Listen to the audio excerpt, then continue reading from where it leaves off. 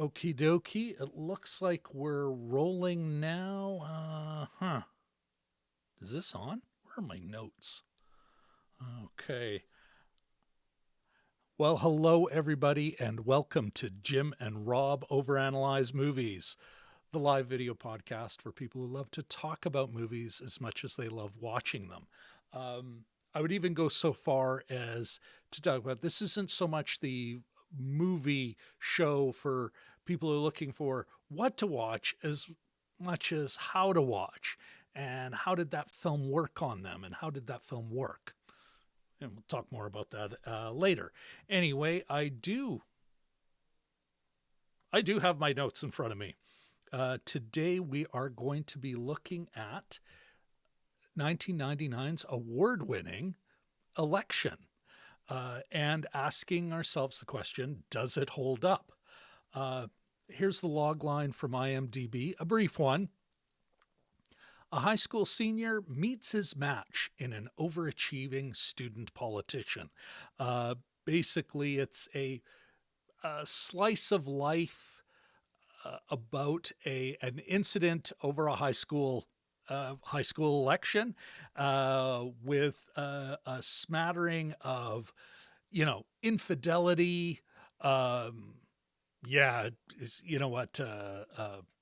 Statutory rape. And weird kind of academic not academic, high school staff politics. And with that out of the way, and all dealt with in a very black and a very dark way. It's directed by Alexander Payne, written by Alexander Payne and his regular collaborator, Jim Taylor. It, of course, stars Matthew Broderick and Reese Witherspoon. It also starred Chris Klein, Jessica Campbell, Molly Hagan, Colleen Camp, Mark Harelik, Delaney Driscoll, and Frankie Ingrassia. Let's go to the social nutrition checklist, shall we? Would it earn a reframe stamp? Good Lord, no. Is it union made? Yes, it is. Does it, did it pass the Bechdel test? Yes, it did. And is it class conscious? I want to give it a half mark. Maybe we'll come back to that. So with that out of the way, historicity.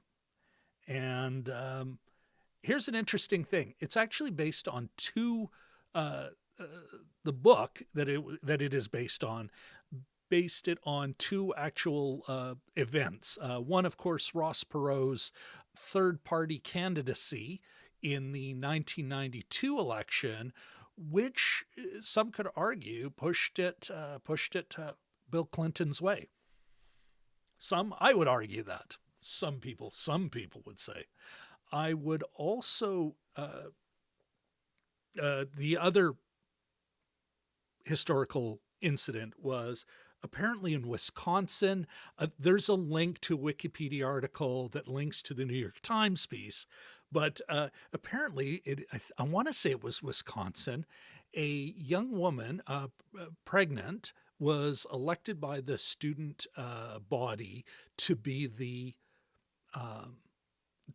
homecoming queen, and the administration of the school wouldn't allow her, picked someone else, and then burned the ballots, which is hilarious, and also gives you a bit of foreshadowing about what this film's about. Anyway, with that out of the way, I think it is time to bring on my co-host with the most, Mr. Jim Cheboyko. How you doing, my friend? Vote for Tammy. No, yes, vote for Tammy. Yes. That's the one, the nihilistic one. Yeah. Tammy, I'm with you on that one. If I didn't go get my bivalent booster on the weekend, Jim, I would have a vote Tammy. There you go. Oh, that's the sticker there. Is that the sticker you're wearing? Yes, okay. Yeah. I've been COVID vaccinated. Anyway. Excellent. Let's get into, oh my goodness, we're really having a hard time with this It's the booster. It's I'm the just kidding. booster, all right. Oh my goodness. That's impossible. Here, let me just get the chat going. Once again, screwed by software. Oh my goodness. Well, looks like we have our friend in Nevada, or one of our friends in Nevada, joining Great us. to see him. Well, that's currently. fantastic. Hey, There is Brian. I nothing. always feel like I'm giving up his spy name if I refer to his actual name rather than DMG. But anyhow, Yeah. how's it going, Brian? Brian? DMG, you mean? Yes, our friend in Nevada, or I think Cody's all aflutter in an avatar. He's got an avatar high right now, so I don't know if he'll be joining us. That's our other friend from Nevada, but it's pretty it's hepped weird. It's up like on a weird, for us, a weird kind of YouTube friend hub for us, eh? Mhm. Anyway, that's right. Hey, everybody. Good to see you, man. Oh, and we also we got a couple other regulars. It looks like Richard L. Richard L's in the chat, which means Katie Fowler will not be far. That's Hey, guys. Great to see you both. And I am really interested in hearing the chat's take on this film. Oh yeah. But so I think that means let's do a bit of pre-spoiler zone chat about Sure. the craft. And I have one question for you, Jim. Mm-hmm. What did you think of the... I can't believe it. I'm actually asking a casting question. What did you think about the casting of Matthew Broderick in this? Not to mention, there's actually a couple of other players that you saw in 80s films as teens. But Matthew Broderick, from the uber high school student, Yeah. getting away with everything in Ferris Bueller's Day Off, to this. Yeah, I mean, it's interesting. I think, keeping in mind that this was 23 years ago already, which is insane to think about. But the 1999 movie, unless I'm mistaken. So this would have been sort of mid-career for him, I guess, after that first initial wave. And yeah, I thought it was kind of interesting. We've been talking, you and I have been talking lately about, actors' careers, arcs, and some of the roles that they get almost default cast into. And this is definitely sort of against the grain from what he was the cool guy, the smart guy, a little bit cocky. Oh, yeah.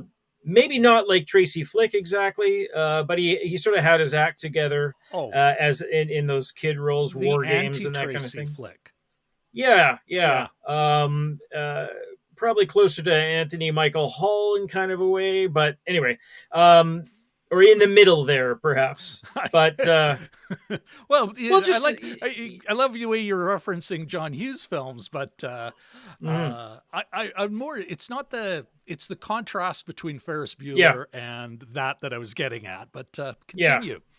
No, it's just going from there to something where the guy's like a bit of a sad sack. That's quite the 180 there.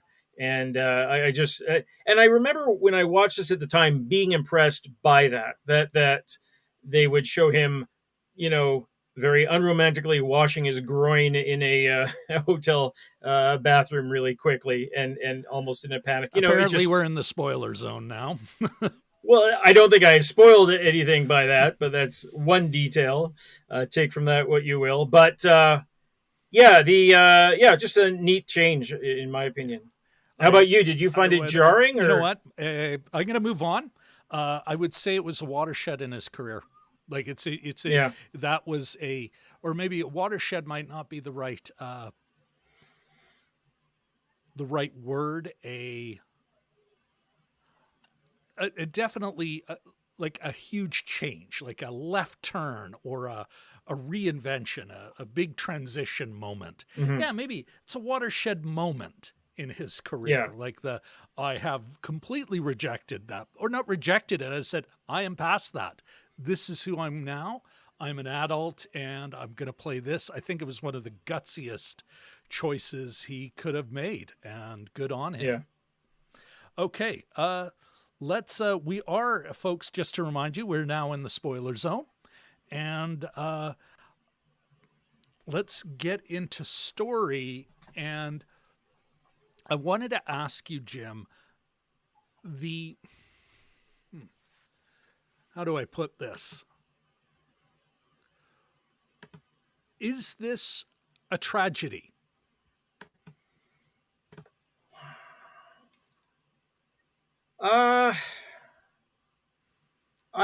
He sort of is undone by his own actions. So and it's nothing that was sort of unavoidable, I don't think. So I was thinking of that. I was also thinking that this is about halfway through watching this. I was sort of thinking, this is kind of, I mean, there's some points. This is kind of like a comedic dead zone where somebody sacrifices himself for the future of the nation. But I just sort of say that tongue in cheek. But he is kind of undone by his own actions rather than something really tragic. I think it was kind of an avoidable fate for him. So, but I think that's the heart of a Greek tragedy, right? Like there is a fatal flaw that drives the character to behave the way they do. And I think it's like at the beginning and at the end, we see moments of it. He, for whatever reason, and that's not, I don't think explored in this, for whatever reason he does not like ambitious little girls. Mm-hmm. And it's right in the heart of his unwilling to call on her. Tracy Flick's character, when she's pick me, I know. Mm-hmm. And there he is at the end of this film, like right at the end of this film, he's looking at the next little girl going, I know. And he's unwilling to pick her. And I think that is the heart of his flaw. Yeah, and then there's also a sex scene where he sort of pictures his wife being the friend's wife, and then she transforms into Tracy. So that's sort of an added complication, I'll say. So is it that thing where, is he actually, and this is kind of a gross question, is he actually attracted to Tracy like his friend was? And was that his ultimate downfall? Like, no, sort of like, I mean, it never comes up again, right? Yeah, just the one time, but I sort of, it's kind of a gross scene. Like, how does, anyway, let me ask you this. How does that drive his fall? Yeah. I maybe she kind of says, we're going to be working really closely with each other, right? If I win this thing, or it looks like I'm going to win this thing, ergo we're going to be spending more time together. That's something that he doesn't necessarily want, or he thinks it's a dangerous thing, or, it's something that he wants to avoid anyway. So, that might be. So all his behavior was actually driven from that. Yeah, maybe. Yeah. I don't agree, but I don't have to. I think that's more adding, like you said, a complication. Okay, let me ask you this then.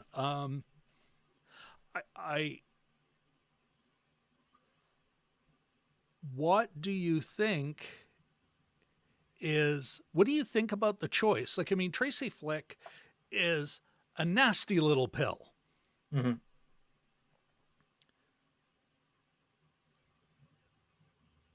What do you think about that choice? The director making her a nasty pill, this antagonist. Was it like a must-have to make sure that Matthew Broderick looked good right to the end, or looked salvageable right to the end? Yeah, I mean, I guess it's just sort of setting up, it's not a surprise that she's ultimately shown as being a Republican or hanging out with Republicans at the very least. So I sort of even wonder if there's something. Started it that way. Yeah, that very crisp, very precise, an American teen Margaret Thatcher.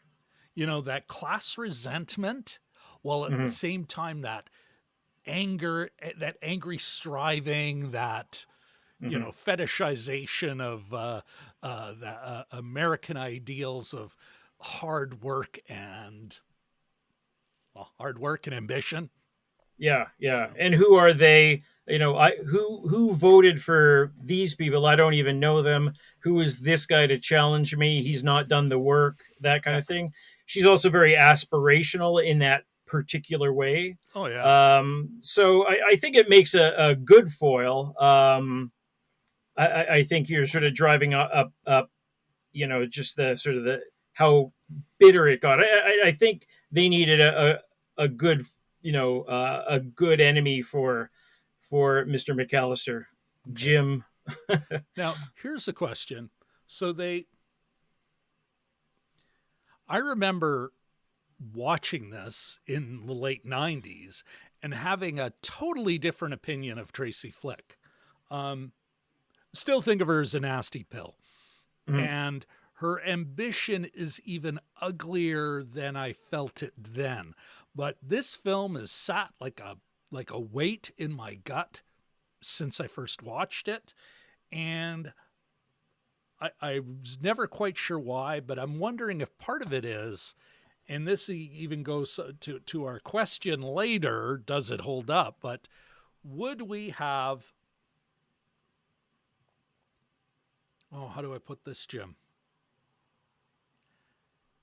Yeah, like the teacher, his friend. Novotny. Novotny, thank you. Dave Novotny. Dave Novotny. It's like, yeah, that's how grooming teenagers is. And even her narrative, like, I felt like I was an adult. So does every 16-year-old seduced by a teacher. I felt so grown up. That's what they say. And then it's only later, it's like, oh, that's gross. I was manipulated. I was taken advantage of.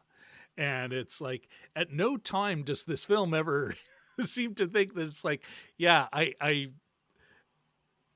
have a lot more sympathy for this character now than I did before. I mean, I can, and what I think makes it even more interesting film now is it's like, I can sympathize with her while disliking her. This is funny. Like, we seem to think that all victims must be pure and good for us to go, to sympathize with them. And it's like, why can't pills be sympathized when they've been taken advantage by a fucking teacher? you know? Yeah. Jesus. Literally. and groomed by the teacher. Like, he's playing, and Dave's a doofus. Dave's a ding-dong. She wants to read my novel. He's like, the like, it's almost a bit of Nabokov. Like, his character is like justifying his behavior and thinking I'm in love with her. It's like, no, you're a teacher and a father. Yeah. She's like 16, like. Well, and the first indication that we get, and I'm not going to quote it because it's super gross, but he's sort of trading locker room stories with Jim McAllister. He kind of goes, hey, and he gives them a detail of their sex. It's super gross, but that's the first one thing that he wants to convey to Jim, the character, is that, and then everything comes afterwards with a child. Yes, consenting or not, you really do. It's like, that's sure she's consenting, but that's why they have statutory rape.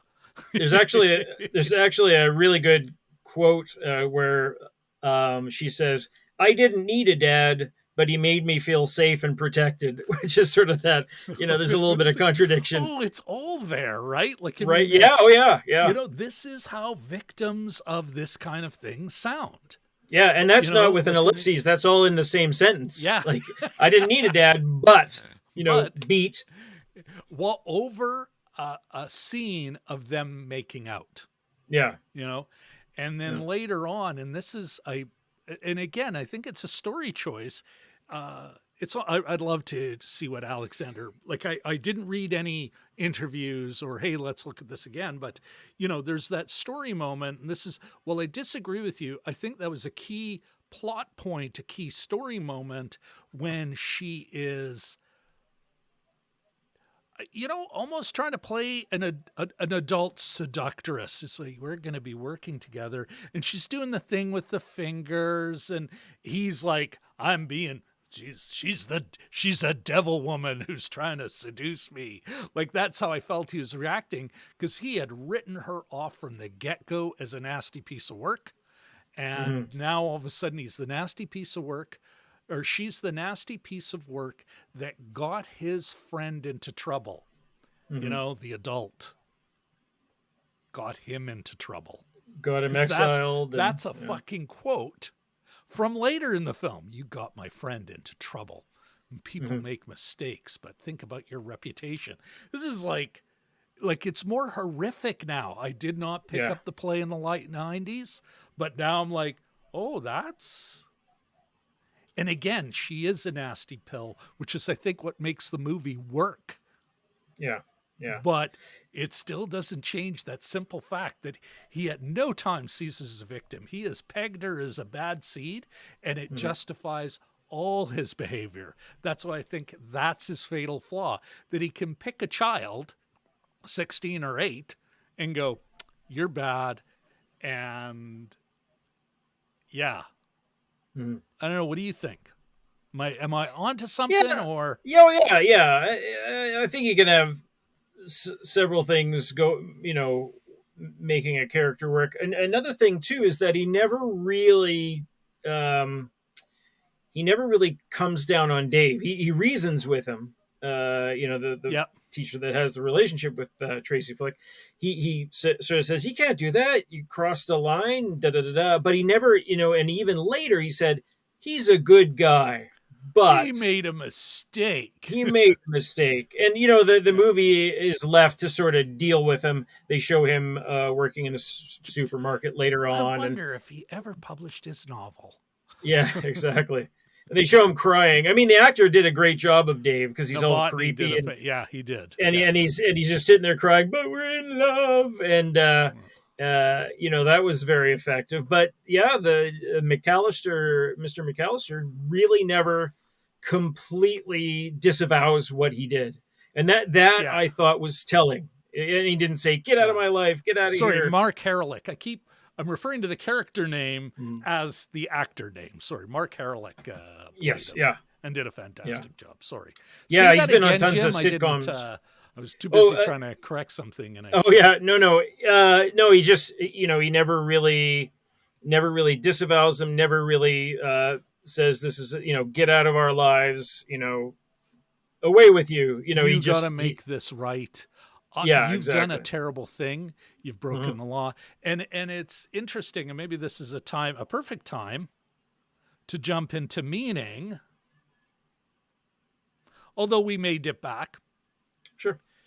It also goes to, I think, the core theme of the film, ethics versus morality, which is brought up. Like, I mean, he's the save the cat writer before save the cat. It's like 10 minutes in, and it's what is the difference between ethics and morality, and how people mush that up, and there he is. It's a perfect example of that. At no time do his morals kick in, and he goes, even though he says it, he does not act on it. He never acts on his moral compunction. He doesn't say, I have to report you to the administration. You're fucking a student. You can't be around her. Go tell, what was his wife's name again? Diane? Or no, that's his wife's Linda. Yeah. Linda Novotny. Go, I'll give you some time so you can tell Linda, but I gotta dime you out, man. This is fucking wrong. He says it, but he doesn't act on it. And I think that's, again, I think part of what clouds his judgment is his fucking mean on for Tracy Flick. Mm-hmm. Tracy Enid Flick is a perfect name for a character. Yeah. Especially a real pill. Yeah. Jim, I want to take before we move forward, I'd love to get your take on that, but a few other questions I have, all more on the satirical side. I do want to acknowledge we've got Matthew David Boren from Australia, mate. G'day. Apparently he hasn't seen the film. Matt, hang tough. We'll give you a recommend later. Look at that. Jelly Duck has seen it. Thinks it's so good. Is she like a Karen in today's terms? I wouldn't say so. Yeah, not at all. No, that Karens are more of reactors, it seems, and she's sort of got her own thing going on. Yeah, she's very. Yeah, good, interesting question Flick's though. Tracy Flick's a driven character. No.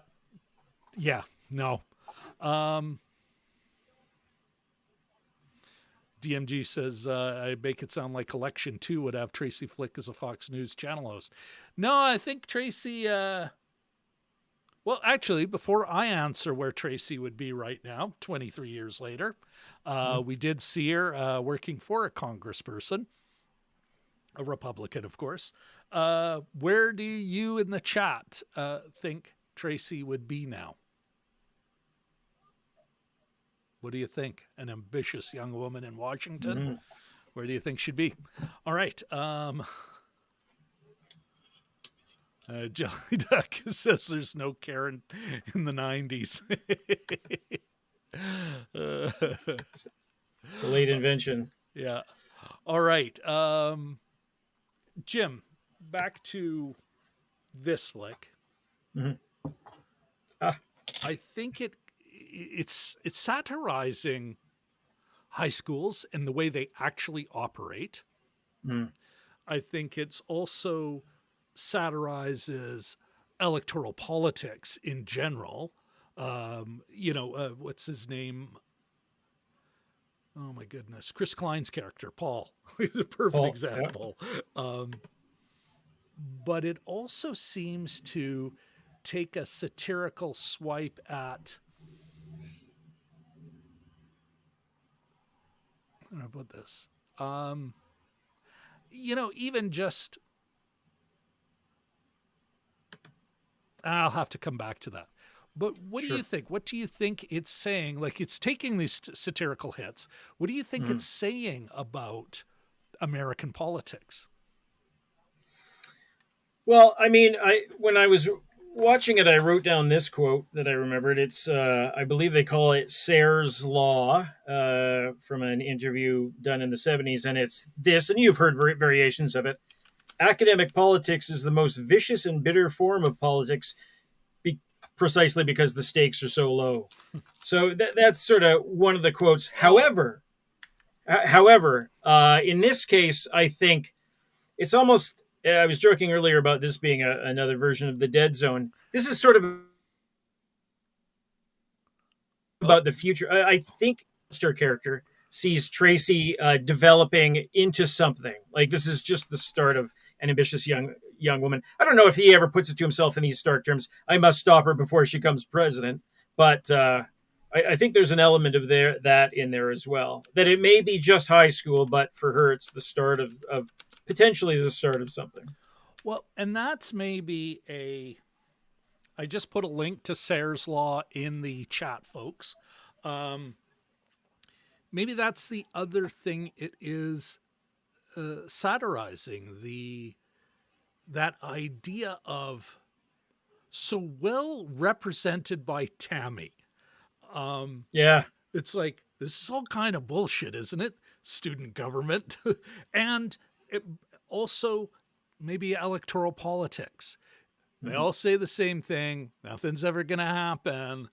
she is the anarchist. I'll break it down. but also you get a double in there because there's the administration. Literally, how can we stop her? You know, it's not like, how can we rig the game? How can we stop that little bitch? And it's like, so the maniac, the nasty little pill, she's fine with you as long as she follows the rules and respects the administration. Paul is obviously just a gift, like a ding dong. It's like, even very nice guy, kid, but lifting a gifted life, a nice kid would. I'm thinking though of how Novotny? Jim, Mr. McAllister, Mr. M reacts to Paul when he's, hey, like he makes a lame joke. And there he is. He's almost like girly. Oh, hey, at the beginning of the film, like that he's starstruck by this high school jock, that he's, it's like, wow, I'm being recognized, even though, his narrative at the beginning was how he makes a difference. And later on, there she is saying, yeah, it was like once he was gone, it was like he never was there. How much of an impact did he make? And he was there for 12 years too, and he won Teacher of the Year 3 times.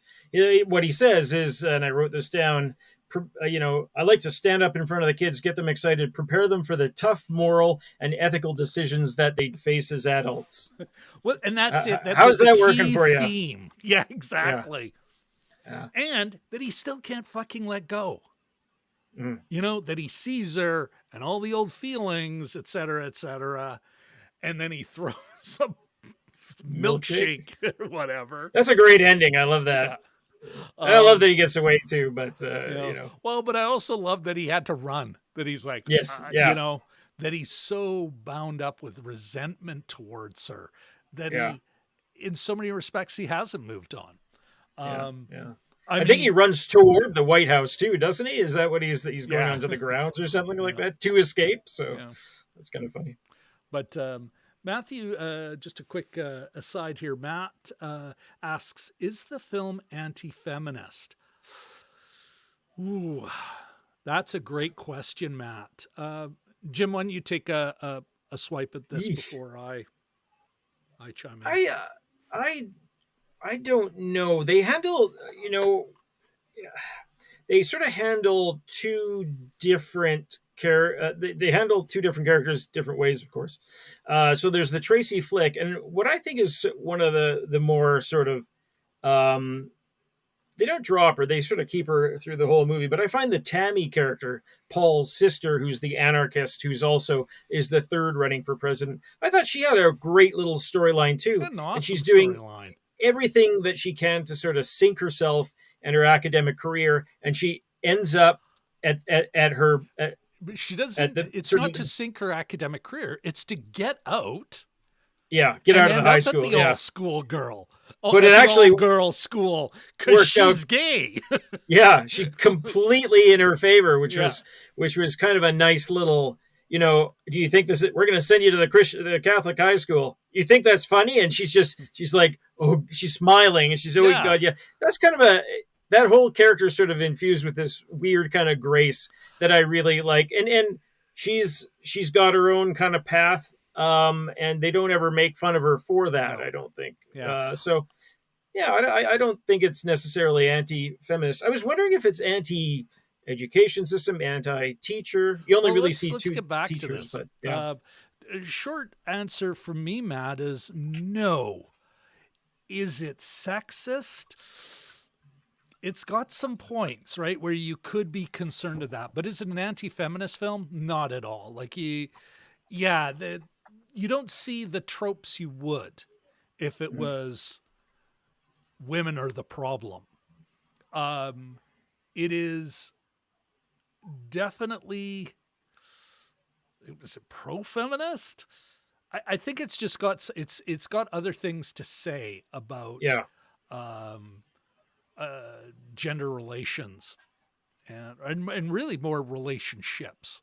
And it's just incredibly fucking dated on, yeah, should teachers be sleeping with students? Because I do think I think, Matt, one thing you could say, I don't think it's relevant to feminism. Well, other than, yeah, it's a guy taking advantage of a young woman, a man in a position of power and authority taking advantage of a young woman. He does, Payne and his co-writer, and he does direct it, that she is, you never see her scared. Maybe a little unsure of herself. There's a great shot that's finally kind of, okay, this is, it may be me 25 years later, but it's like, okay, this is the creepy that it should have had more of, when she looks like such a young woman in the hallway of Novotny's house. Mm. And then he brings her into the bathroom, or well, who fucking knows? Yeah. Yeah. Geez, that's a really good question, Matt. We'll come back to that, or maybe it's just more another point to ponder. Let me ask you this, Jim. Sticking with meaning for a second here. What do you think it's saying about the American high school experience? Yeah, it doesn't seem very positive, does it? I mean, depending on the school. To that end, I was trying to think: do they focus on any other teachers? Do you meet any other teachers? See them in action? No, and you don't meet really the principal and the vice Yeah. principal. And then you see Mr. M and Mr. Novotny. Yeah. And that's it. So if that's what you're going on, the teaching situation isn't all that great. Maybe, it might be a case of Mr. M once being sort of the cool idealistic teacher, and then that obviously got away from him. But yeah, I think it's sort of pretty critical. One character, it might be Tammy. I think she was making a speech, and a couple of the guys are heckling her, and eat me or something like that. Yeah. And the principal gets up and says, don't do that, in a really weak kind of way. And there's not really any kind of, just, I don't know. It's kind of funny how the administration, I think it's really critical of school administration. Yeah. Like, even I got a little mad when Tammy gave her presentation. It was sort of anti-student politics, not sort of. It was anti-student politics. And he says, "You're suspended for 3 days." I'm like, what's your basis for suspending her? Yeah. How like, what? She never She's swears. not gonna. Nope. She never calls out any teacher personally, any administrator personally. She's just, as he says, she's mocking us. She's making us look like jerks, like schmucks, something to that effect. Yeah, it's that her disdain is the sin that cannot go unanswered. And where is that in the book? Show me where that says you get you can't give somebody a suspension for attitude. I don't think. But I think, yeah, you can. I think that is the critique. Like, again, we think about the actual historical incident that kind of, I think, sort of got the author, the guy who wrote the book. Let me, what is his name again? Yes, Tom Perrotta. Oh, yes, yeah. He was referring to this case where, this young woman, pregnant teen, well, we can't have that, so we'll just change it because that's our job. Back to that, it's the other, it's another hypocritical bit of moralizing, as opposed to being about morals. And what do? They burn the evidence so that no one can call them out for their sleazy stuff, which they justify through, well, we're setting examples for these young people, you know? And so I think it's a deep criticism of the American high school. It's like, Yeah. you know, even then, the guys, like, everyone knows it's fucking teachers sleep with students. You know, you go a little higher up into post-secondary education, and it becomes a lot more, well, you got to be cool, man. And I'm not saying that a 25-year-old sessional instructor and a 23-year-old we met at a seminar a year and a half ago can't get together. Nor am I trying to shame any high school student with an active sexual life, which is what, again, Jim, the sleazebag, you know, he's the bad guy here in many respects. She's a pill, but he's a bad guy who says, you got my friend in trouble and you should think yourself lucky that your reputation isn't. And it's like, what? Yeah. You know, I got to say, Jim, I did not feel this way back in the day. It's like, you know, like it sat in my stomach wrong, even though it's such a great movie, but there were things that bothered me about it. I'm not sure it was this. That may be 20 years of, oh, fuck, this kind of thing does happen. What you saw maybe as a younger man thinking, well, she has sexual agency. I'm now like kind of, well, with a teacher, might be twice her age. Would be. Yeah, would be, because he had been there for 12 years, right? Yeah. They're going to be. Well, he looks like in his mid-30s. They're going to be in their 30s, twice her age. Yeah. You know? Yeah, I mean, it definitely is critical. I was just I was wondering if it's the differentiation between administration and you know, the actual teaching. But you know, as I said earlier, you only see two teachers, and you only see them in action. So if that's your sample size, then not a great experience for the students there. Yeah. Do you think? Yeah, I mean, at the end of the film, I want him to, and it's interesting, there was another that's closer to the novel. Apparently the ending in the novel, Jim, was very much he never left. He didn't go to New York City. Jim stayed in town, like the sad sack he is, and got a job working for one of his former students as a used car salesman, which I think is way more, it's like, that's on brand.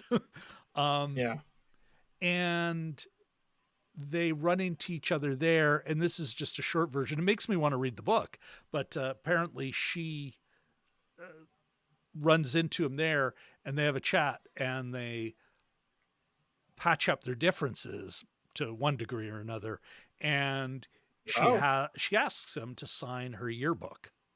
So I got to admit, apparently in testing audiences, it was, and you can find all this information in the same Wikipedia article I linked in the description, folks.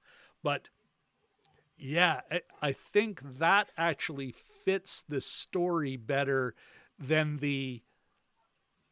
I don't know. Does it? Let me ask you that. Well, there's an aspect, and then they're like, okay, we got to redo this. Nobody likes this. There's an aspect of her loneliness as well. I mean, grew up without a father, obviously has a sort of a domineering mother as probably a main companion, and there is the yearbook scene, and she says something like, you know, I didn't get very many, or I didn't get any signatures in my yearbook, but that's okay with me. So it's sort of implying at that. And that would sort of make sense in that sense. But I also like the fact with the actual movie that was released that Matthew Broderick's Jim McAllister is trying to be positive, glass half full. I got this real cool apartment. The tub is in the kitchen, like the standard New York apartment. And if you see when he's getting it out, he's like coming out of this just deadly looking doorway. But not a great looking pad, but he's all gung ho about it. Yeah. So well, I'm going to come back to that. Sure. First of all, let's ask everyone for a like and a subscribe. And if you haven't already, ring that bell. Of course, if you want to hit us up on the internet, Jim still hasn't given me his thing for Twitter, so but you can find him on Instagram. Of course, you can find me on Twitter. All our links, including Jim's Twitter's link, is in the description. There's my passive aggressive, hey, give me the thing you promised me, Jim. And Sure. I can make a fancy graphic for you too. Why don't you tell us first before we get back into story, because I think there is a couple of important questions there. What next week's movie is? Oh my gosh. It is the newest Zac Efron movie. It's oh God. The greatest beer run ever. Yes, thank you. I had it and then I got rid of it. The greatest beer run ever. There we go. I had it all set up and I X'd out of it for some reason, but yeah. It comes out on the 30th, both in theaters and streaming on Apple Plus. So yeah, next Sunday, that's what we'll be looking at, folks. Talking that would be October 2nd. Yes. So back to this one, and I do want to come back to story, Jim, something you had said about the ending, her loneliness. Damn it. Yearbook. The yearbook. Getting assigned an alternate ending being she gets him to sign it. No. Fudge. There's something I was going to ask you because it right in there. Ah, well, you know what? It is what it is. Such is life. Is there anything else you wanted to add on story or meaning before we move in? There's a couple of things. Well, a couple of little show notes here is that Jessica Campbell, who played Tammy, actually passed away a couple of years ago, the actress, which is so R.I.P. there. I thought she had a great little performance. Not little, that sounds condescending. She had a great performance. She got out of acting and became a doctor, or a naturopath. And I just realized that Tracy Flick's mom is Colleen Camp. I did not you didn't realize catch that until this as evening. soon as I saw her name up on the screen, I was like, that's right. Also, she was the maid in Clue back in the 70s. Mm-hmm. She was the mom of Deborah Foreman in Valley Girl. Oh, yeah, that's right. Wow. She's had kind of an interesting... had an fascinating career. Yeah. Regarding story, though, I have to say, it's often, and I think this was a stylistic choice, it's often frowned upon to have any kind of narration. That's sort of stylistically, the movie should explain itself. Usually narration is brought in sometimes at the That's what I wanted to ask you.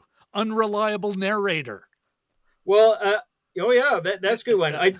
Before we go into that, I just want to say we actually had 4 narrators in this. So each one of the main characters, Jim, Tracy, Paul, and Tammy, each had a little bit of narration, which was a really sort of an interest. And I have to think it's on purpose. I think it's an interesting choice. And then you actually heard their prayers, which was actually, gee, nice God, little, can you help my sister? I love her so much, and she's such a great sister. Nice little coda on each character. Yeah. So I thought that was really, like, I literally counted. I thought, how many narrators are there going to be? But that has to be a choice, a purposeful choice. I think, but coming back to that, stick with narration. I do think there was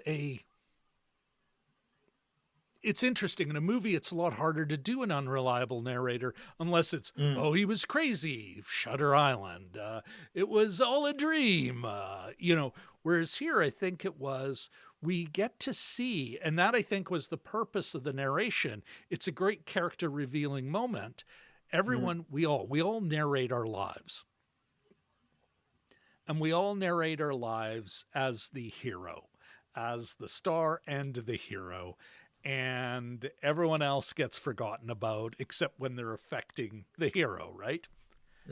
And here he is talking about what a great teacher he was and how much he loved it and everything. While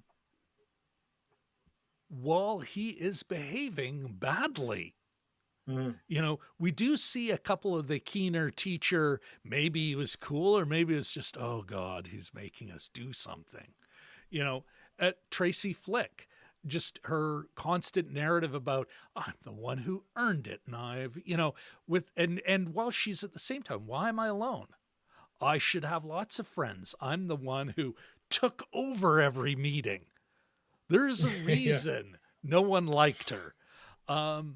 There's Paul's narration where it's like, wow, this might be the dumbest kid in the whole school. Like that he's that clueless about his status, like how much he's got going for him, but because he's so dumb, there's a certain charm. Tammy, maybe that weird sort of outsider that has a lot more awareness, but even her, it's like, I like the person. It's just a fluke that every person that I'm into is a girl. Yeah. It's like, I'm not gay or anything. Yeah. Who knows? Many gay people or who knows that see this film will go, yeah, no, that's what I thought too. Like it's a stage in your, and even her, we're going to be together forever. What, like you and Lisa? Yeah, I was wondering if that was, they don't actually show them as a couple necessarily at the end, unless I'm mistaken, with her new friend at the Catholic school. So I don't know if that, and they're on that same set of swings, right, with the sort of slow motion effect. So yeah, I think there's a lot of unreliable narration going on here, including the sort of the coda, the New York coda to this, where Matthew Broderick's in New York saying, "My life is great." There's another line actually, $50 per month rent. Yeah, as we're seeing him eat by his bathtub, and then plus utilities. Nice little push in the back of the head. Go ahead. One more thing, just right in the middle of everything sort of turning to crap. I wrote it down. Literally, Jim McAllister says, "So, as I was saying, things are going really good. ... And they were obviously headed for a waterfall, but Anyway, so a lot of unreliable narration, which is and I think that's it. It also shows, and I love Matt's quote here, or paraphrasing something. A quote, "They say philosophy is from the conflict of our internal story versus our external story." And I think that goes to the heart of how Payne and his collaborators and the other filmmakers told this story. It's like, I'm going to show you how they think they are while I show you what they're actually doing. And before anyone thinks that I'm all on Tracy Flick bandwagon, no, she's nasty. She's like a tricky dick type. She cheated. She cheated. She was a terrible sneak. Like, she's not a good person in this, and it's funny. She even at the end doesn't get it. It's like her, maybe it could have worked out with Dave if he wasn't so, it's like, what are you talking about? Yeah, that's right too. Yeah. But her inability to understand why she is lonely, even as she tells us what she does to other people, that it's like, I'm his friend. Why? Well, he's a really hard worker. Yeah. Yeah. What? You may hear a boss say that about a great. Why is he a great employee? Really hard worker. But thanks for that. Thanks for that, Matt. That's a good one. Yeah. What? Let's wrap this up. I think we've Sure. done our final thoughts, but we have not done the director. Does Payne pass or fail? And more importantly, Jim, does this film hold up? I think he passes. Does it hold up? Well, there are those, there's the troublesome aspects of it. It's just that everything sounds like a euphemism. Let's call it statutory rape. Yeah, the statutory rape. Statutory rape.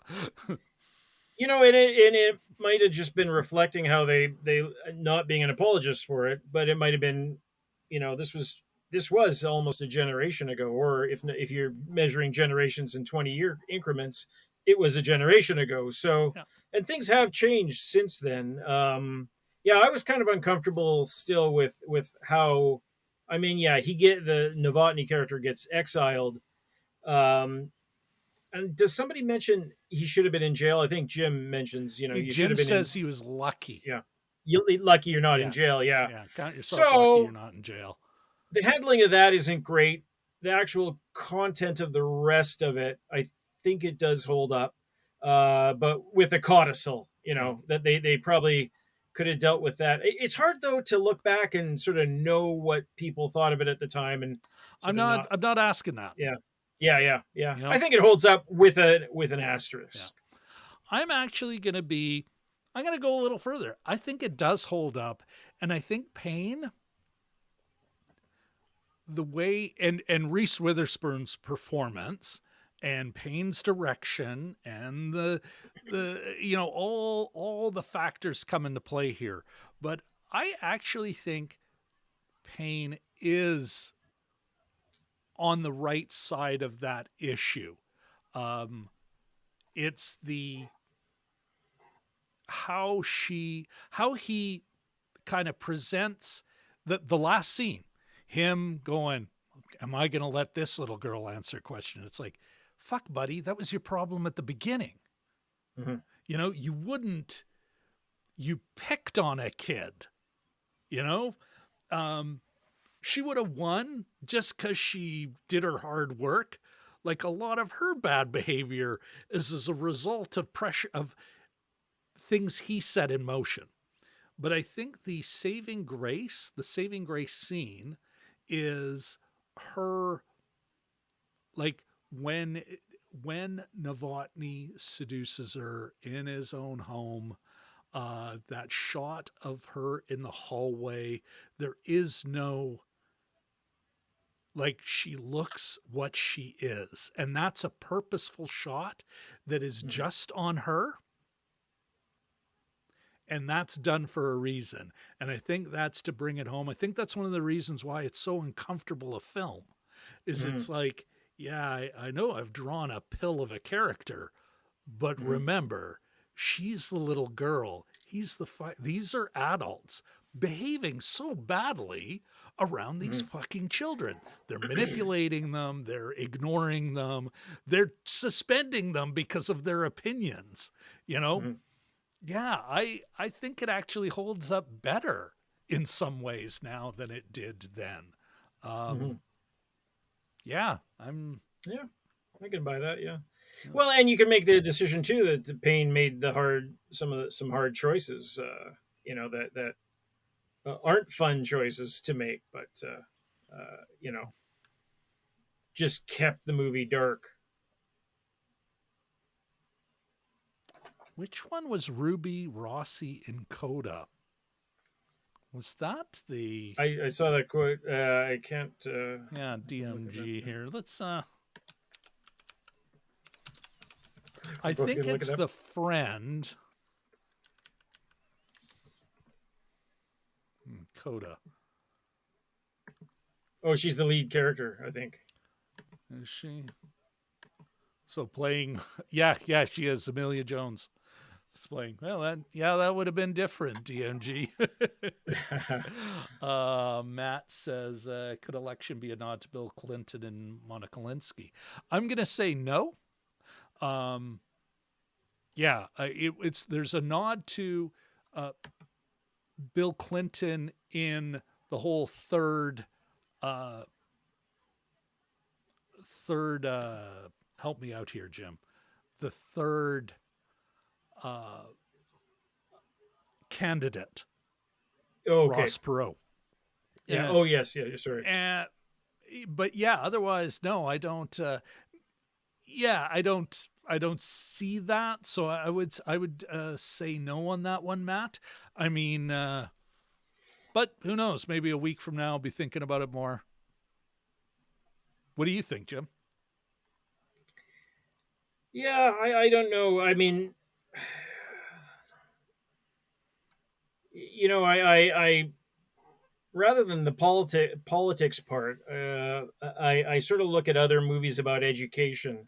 So just taking it a little bit of a different turn, and I think you get almost, you see Matthew Broderick's Jim McAllister as sort of being maybe not cool, but a young teacher, and you sort of wonder if this is gonna, he has beliefs and he thinks he's saving things. You sort of wonder if this is going to take a Dead Poet Society turn, and he's going to be the hero teacher, and then he doesn't. So I think I think it sort of it starts off a little bit that way, and so I think that makes satirizing those films.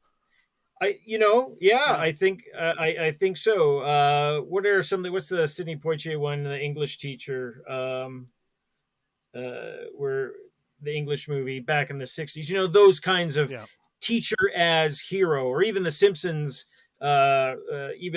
episode where the substitute Dustin Hoffman comes in, that kind of thing, where you have this idealistic young teacher, but it turns out quite differently here. All right.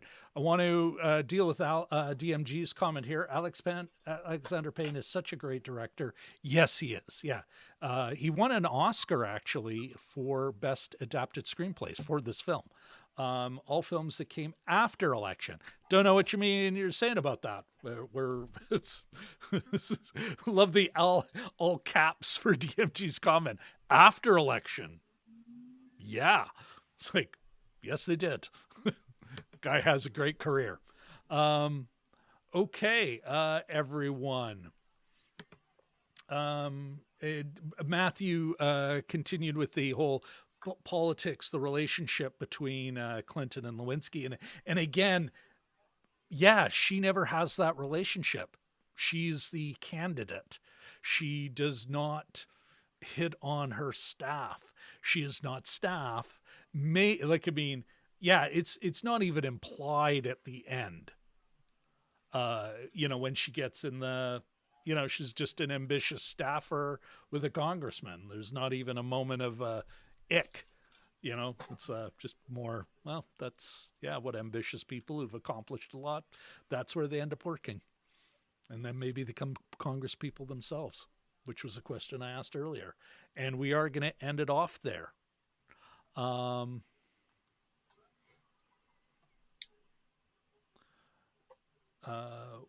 Jim, what do you think she'd be doing now? I think she would be a Trump appointee judge. I'm gonna say she'd be in law. I think she'd be in law. Yeah, I'm gonna say she'd be I think she'd be an elected official. Yeah, maybe a congressperson. Maybe a lieutenant governor, an attorney general of some state. All right, DMG goes, Matthew Broderick was really that young in election. Yeah, he was. It was, though, like the first time, I don't know about you, Jim, the first time I thought of it as something other than Ferris Bueller or the War Game, like a young character, even though, 39, he'd been married for a while. Even as someone. He had killed someone by then. Yeah. All right, everybody. Touches of gray in the corner there, too. So. Jesus wasn't that young. LOL. Okay, that I understand. That does make more sense. All right, everybody. Again, next movie we're going to be looking at actually is the greatest beer run ever. That's next Sunday, and want to thank everyone, including, of course, Dragon Movie Guy, and we also Matthew. Ooh, this is Legally Blonde. Anyone? Yeah. Great call, Yeah. man. Yeah. Yeah. Slightly different character. Tracy Flick as the special master. Oh, yes. Yes. All right, Matthew, thank you very much. Who else are we? Who am I forgetting? Oh, Richard L. and Katie Fowler, Jelly Duck, Ahmed. We saw Ahmed. I think that's about it for our regulars. And boy, an active chat. That's wonderful. And thank you all very much for coming. Again, our next movie is The Greatest Beer Run Ever. Thanks so much, and I think we'll all just wave bye bye.